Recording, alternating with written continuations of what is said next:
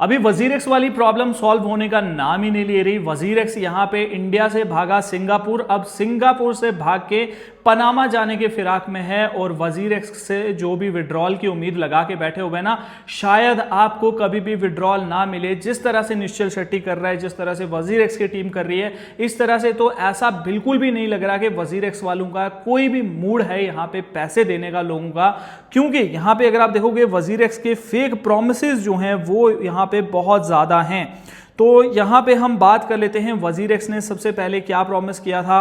WazirX ने ये just a second में यहां पे टेलीग्राम ओपन कर लेता हूं। टेलीग्राम के ऊपर अगर जाके आप देखें तो वजीरेक्स के फेक प्रॉमिसेस की लिस्ट आपके सामने आ जाएगी। मैं यहां पे स्क्रीन रिकॉर्डिंग भी लगा रहा हूं। वजीरेक्स ने ये बोला था स्कीम मीटिंग, यहां पे ये 2025 का इन्होंने एक तरह से रोड मैप दिया था कि हम लोगों का पैसा किस तरह से लोगों को वापस देने वाले हैं। तो इसमें सबसे पहले ये बोला था क्रेडिटर वोटिंग जो होगी, scheme and voting result tabulation and verification bye an independent, ये कब होगा, ये जनवरी के अंदर होगा। फिर 27 जनवरी एट द एंड इन्होंने ये जो हाईलाइट किया हुआ है यहां पे आप देख सकते हैं, restructuring effective date, distribution reopen कब होगी, यहां पे 14 फरवरी 2025 को। अब तो 14 फरवरी क्या, अब तो जून आ चुका है।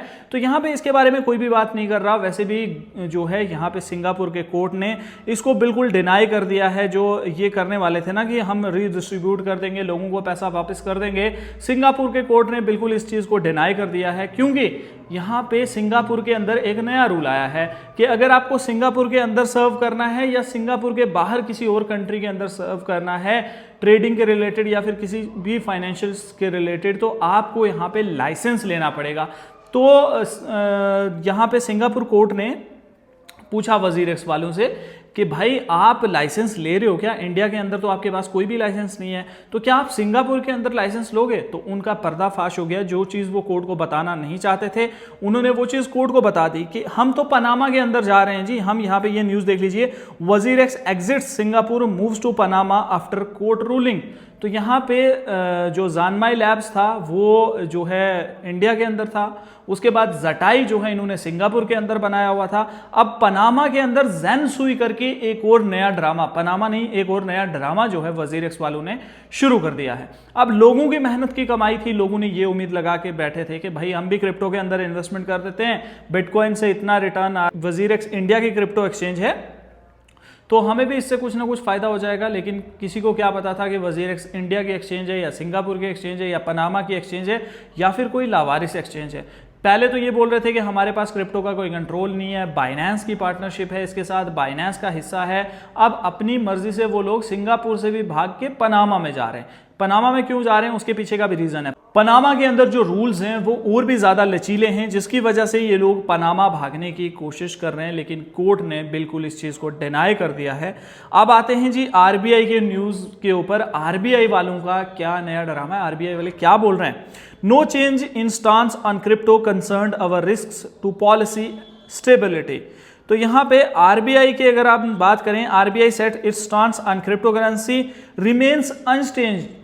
तो एक तो ये टाइम था कि जब क्रिप्टो को बैन करने की बात कर रहे थे 2017-18 के अंदर, अब सुप्रीम कोर्ट ने दखल दी भाई कि आप 30% टैक्स ले रहे हो, टीडीएस काट रहे हो, लेकिन कोई भी रेगुलेशन नहीं है। ऐसी चीज गवर्नमेंट से पूछी थी, लेकिन अब मीडिया के अंदर न्यूज ये निकल के आ रही है। ये जो न्यूज है यहाँ पे अगर आप देखोगे तो इसमें ये बताया जा रहा है, इंडिया टाइम्स की ये न्यूज है, इसमें ये बोला जा रहा है कि आरबीआई का कोई भी मूड चेंज नहीं हुआ है। आरबीआई ये नहीं बोल रहा कि क्रिप्टो को लीगल कर दो या फिर नई Web3 या क्रिप्टो की जो भी टेक्नोलॉजी आ रही है इसको हम अडॉप्ट करें। पाकिस्तान जैसी कंट्री ने क्रिप्टो की काउंसिल बना दी, पाकिस्तान जैसी कंट्री ने सीजी को हायर कर लिया, पाकिस्तान जैसी कंट्री ने बिटकॉइन रिजर्व लॉन्च कर दिया, लेकिन इंडिया में अभी तक ऐसी चीजों का कुछ भी नहीं किया जा रहा।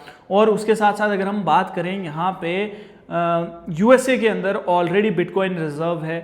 तो दुनिया किस तरफ जा रही है और हमारी कंट्री किस तरफ जा रही है। हमारी कंट्री कोई भी नई टेक्नोलॉजी आती है ना उसको सबसे लास्ट में अडॉप्ट करती है, जो कि बहुत ही एक गलत बात है। बंदे को हमेशा फर्स्ट मूवर होना चाहिए, सेट ऑफ रूल्स के साथ क्रिप्टो को रेगुलेट कर देना चाहिए। आपका क्या ओपिनियन है इसके ऊपर, कमेंट करके अपना ओपिनियन जो है वो जरूर बताइए।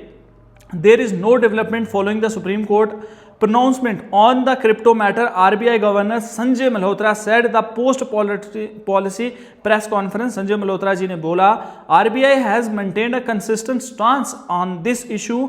A government committee is currently examining the matter. Government की कमेटी जो है इस एग्जामाइन कर रही है इस मैटर को. We remain concerned about the potential risk. वो अभी भी बात कर रहे हैं कि बहुत सारे रिस्क हैं इसको लेके. हाँ, क्रिप्टो को लेके रिस्क हैं. तो आप ये कैसा बोल सकते हैं कि INR को लेके रिस्क नहीं है. INR के अंदर भी मनी लॉन्ड्रिंग होती है. INR के अंदर भी यहाँ पे फेक करेंसीज छापी जाती हैं. ये सारा कुछ तो ब्लॉकचेन के ऊपर है, जिसको आप स्टेप बाय स्टेप ट्रैक कर सकते हो, जिसको कोई बदल नहीं सकता, जिसको कोई डिलीट नहीं कर सकता. ये एक तरह से पब्लिक लेजर है. और उसके आगे बात करें, we remain concerned about the potential risk. Crypto poses the financial stability and monetary policies. तो यहाँ पे ये बोल रहे हैं फाइनेंशियल स्टेबिलिटी को खतरा है और उसके साथ साथ जो मॉनेटरी पॉलिसी है उसको भी देखना पड़ेगा. तो ये सारी चीज़ें निकल के आ रही हैं RBI की तरफ से. इसके ऊपर आपका क्या ओपिनियन है, कमेंट करके ज़रूर बताइए. और वजीरेक्स की न्यूज़ मैंने बता दी. वजीरेक्स में एज सच कोई भी बड़ी न्यूज़ जो है वो हमें देखने को नहीं मिल रही है. और वजीरेक्स की तरफ से ये जो है बिल्कुल भी आश्वासन नहीं दिया जा रहा लोगों को, बिल्कुल भी लोगों को कॉन्फिडेंस के अंदर नहीं लिया जा रहा कि हम आप लोगों के पैसे वापस दे देंगे. वजीरेक्स वाले एक तरह से लोगों के साथ ड्रामा कर रहे हैं. जितना पैसा वो कमाना चाहते हैं, जितना पैसा आपका हमारा वजीरेक्स वालों के पास है, वो अपनी मर्जी से अपनी तरह से यूज़ कर रहे हैं. और एक टाइम आएगा कि बोलेंगे भाई हमारे पास पैसे नहीं हैं, आपको जो करना है कर लो. मतलब इस तरह का ड्रामा जो है वजीरेक्स वाले यहाँ पे कर रहे हैं, जिसकी उम्मीद नहीं थी निश्चल शेट्टी से या वजीरेक्स की टीम से. क्योंकि वजीरेक्स ने जो है लिखा हुआ है इंडिया का क्रिप्टो एक्सचेंज, इंडिया का बिटकॉइन एक्सचेंज. और उसके साथ साथ ये जो है वजीरेक्स से बिल्कुल उम्मीद नहीं थी. इतने सालों से वजीरेक्स ने पैसा कमाया यूज़र्स से और लास्ट में जो यूज़र्स का पैसा बचा हुआ है उसको भी लूटने की पूरी तैयारी है.